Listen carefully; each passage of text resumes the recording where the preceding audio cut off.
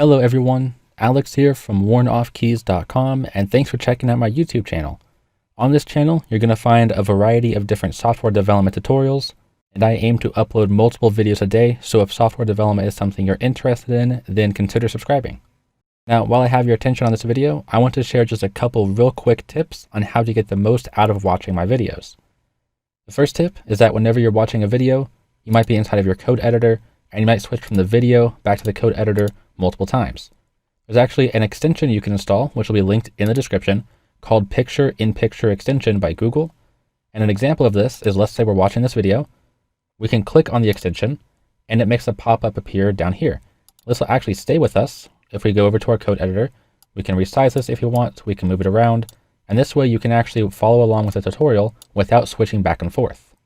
The next tip is that I am very frequently checking the comments of all of my videos, and so if I'm able to help you there, I'll try my best to. However, if I'm not able to reply to you in a timely manner, then you can join the Warn Off Keys Discord. We do have a growing community, and so there are some people in here that will try and help you with the best of their ability. Now, once you're in here, you should be tagged within the welcome channel here, and it's important that you read the rules and info. I try and keep that as clean and simple as possible so it doesn't take you an hour to read.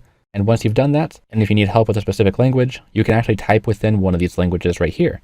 The last thing I want to share is that if you have any video requests or different suggestions, then you can type them inside of the suggestions channel right here. And then the bot will automatically add thumbs up and thumbs down reactions so other people can vote on your idea. And that's pretty much it. Thanks for checking out my YouTube channel, and hopefully you'll get a lot of value out of the videos I'm posting.